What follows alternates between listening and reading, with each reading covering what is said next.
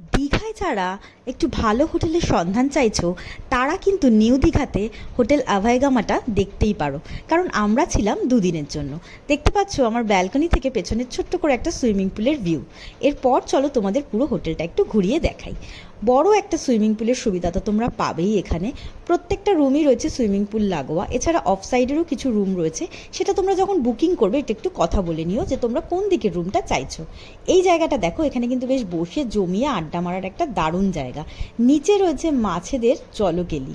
হ্যাঁ, ঠিকই বললাম, কারণ নিচে যে জলটা দেখতে পাচ্ছ ওখানে রং বেরঙের মাছ কিন্তু রয়েছে। দেখতে কিন্তু দারুণ লাগছিল।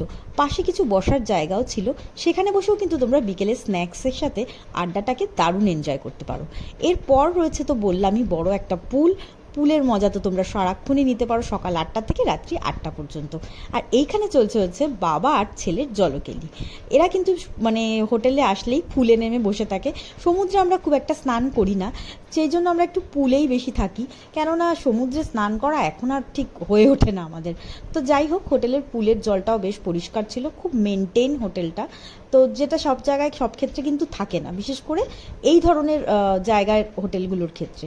হোটেলের ট্যারিফটা তো আমি তোমাদের আগের ভিডিওতেই বলেছি, তোমরা একটু অনলাইনে বুকিং করে দেখে নেবে। এক এক সময় এক এক রকম ট্যারিফ থাকে। খাওয়া দাওয়া বলবো মোটামুটি ভালো, কিন্তু দীঘার তুলনায় আমার একটু কস্টলি লেগেছিল। এরপর রেডি হয়ে কিন্তু আমি বেরিয়ে গেছিলাম। সামনেই একটা দেখো খুব সুন্দর বিচ, যেটাতে আমি আগে কখনো যাইনি।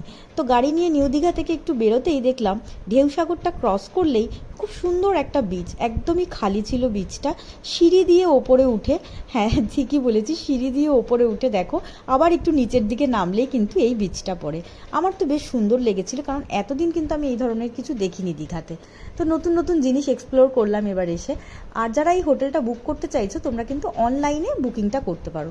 সুন্দর মনোরম পরিবেশের ভিউটা দেখতে দেখতে আমি কিন্তু আজকে তোমাদের এই রিলসটা শেষ করছি। যাদের আমার চ্যানেলটা ভালো লাগবে অবশ্যই লাইক, শেয়ার আর একটা সাবস্ক্রাইব করে নিও। নেক্সট ভিডিওতে অবশ্যই দেখা হচ্ছে তোমাদের সাথে। সবাই ভালো থেকো, সবাই সুস্থ থেকো। টাটা।